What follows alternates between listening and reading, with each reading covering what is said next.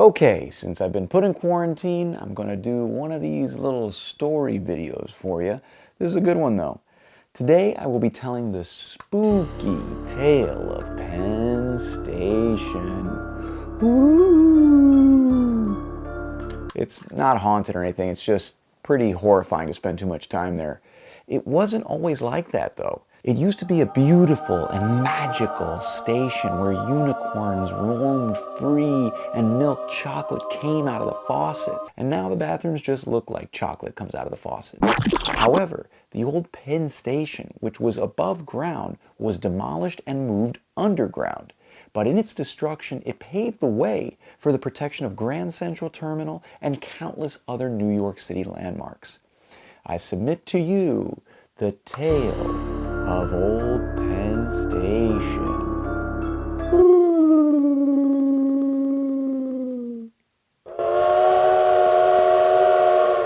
Penn Station is 21 tracks on 11 platforms located between 7th and 8th Avenues and 31st and 33rd Streets in Midtown. It is where the Amtrak, New Jersey Transit, and Long Island Railroads enter Manhattan. Yeah, the United States still has choo-choos. We'd have more if adequate mass transit wasn't such a politicized issue in the US, but that's a whole nother video. By the way, never ride the 2:40 a.m. train Sunday mornings into Long Island unless you want to join the late night post-bar Long Island crowd and you enjoy the smell of cranberry vodka puke, Wendy's, and Cool Water Cologne. The original Penn Station was built in 1910 by McKim, and White, who designed the second Madison Square Garden, the Municipal Building, the Washington Arch, countless beautiful buildings, and it was modeled after the Diocletian baths in ancient Rome, as well as the Gare d'Orsay in Paris. It was a gorgeous building made in Beaux-Arts, like many of the buildings in New York at the turn of the 20th century, because like I've said in so many videos, New York was thriving at the turn of the century and had just consolidated and was pulling in tons of immigrants and was booming. So it borrowed this European style from architects trained at l'École des Beaux-Arts à Paris, France. There were even statues inside called Day and Night, made by Adolph Weinman, who designed Civic Fame, on top of the Municipal Building, which was a McKim and White building, and was modeled after Audrey Munson, who modeled for that statue. I talked about all of this in my Tribeca video, by the way. Sick plug. Anyway, the station was a success in the first half of the 20th century. In 1945, in fact, 100 million people passed through the station. So if you divide 100 million by 365 days, that's a daily total of 76 trillion. And it was even featured in the Strangers on a Train film by Alfred Hitchcock. If he was still alive, I would post my headshot. Actually, it doesn't matter, he's dead. After World War II, train travel suffered because airline travel was starting to take off. Sorry for that pun, didn't mean to.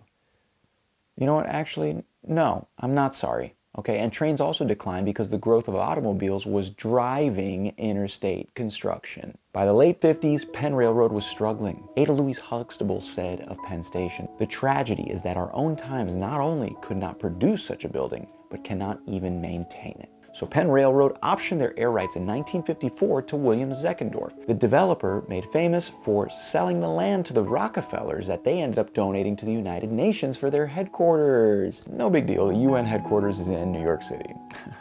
In 1962, he sells the building for the construction of a fourth Madison Square Garden and an office building. Yikes. Side note, the second Madison Square Garden was also designed by McKim and White and featured a sculpture on top for which Audrey Munson was also the model. Wow. That fact reminds me of that trash ride at Disney World that only old people want to ride. It's a small world, baby. I wouldn't ride that ride because I'm young. In 1963, despite protests, they begin to demolish the above-ground Penn Station, and the train terminal is pushed underground. Vincent Scully said of this that before, one entered the city like a god. Now one scuttles in like a rat. In case you can't tell, that's a negative review. People were pissed about this, and the Landmark Preservation Act was passed in response in 1965, creating the Landmark Preservation Commission. So now, if a building is 30 years old or more, it's eligible to be preserved from future demolition and alteration. Grand Central Terminal became a landmark in 1967. Sick! In 1968, Penn Central, which was the merger Voltron of Penn Railroad and New York Central Railroad, sold the air rights to Grand Central Terminal. In 1975, the plan to build over it was revealed. It was ugly as hell. The Landmark Preservation Commission said it was not allowed. Penn Central sued. In 1975, it won. At this point, Jackie Onassis Kennedy gets involved and gets a ton of important people involved as well. She was JFK's wife, by the way. For all you millennials watching, JFK was the US president that was probably killed by the CIA. If you want more information, you shouldn't have any trouble finding YouTube videos about that. Well, she pushed the city to appeal and it won. Penn Central appealed that and they lost. Then they took it to the Supreme Court. In 1978, Penn Central versus New York City was decided. Jackie Onassis and a bunch of preservationists took a train all the way up there to hear this case, and writing for the majority, Justice Brennan says, and I quote, "Penn Central needs to suck it up because they can still use the station and the city can protect its landmarks. Someone call a wambulance, you babies." Well, that's kind of paraphrased. But yeah, I went to law school. With the power afforded it by this decision, the Landmark Preservation Commission now protects thousands of buildings, interiors, and districts in New York City. Now, Penn Central was entitled to make money, but as is often the case, economic decisions are short-sighted and sacrifice intangible benefits to improve the bottom line. Making sure the bottom line doesn't overshadow every goddamn mother thing in the world is up to our elected officials, leaders, and us. Is the story of Penn Station sexy? No. Is landmarking sexy? No. Is tour guiding sexy? Yes. History is important because it shows us what is possible. It encourages us to dream. It inspires and gives us hope by connecting us to something bigger than ourselves. The loss of Penn Station was kind of like a breakup. At the time, it seemed like the end of the world, but it made us stronger. Then one day, we're dating Grand Central, and we convince it to stay because the building it wants to leave us for is ugly as hell. And also, Penn Station is not totally gone. You can still go there and take your cool water puke train. Just don't forget your hepatitis vaccines. Well, that story wasn't so scary, was it?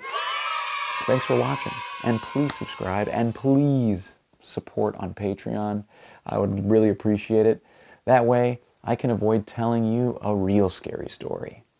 The story of running out of money in New York City and having to move back in with my parents.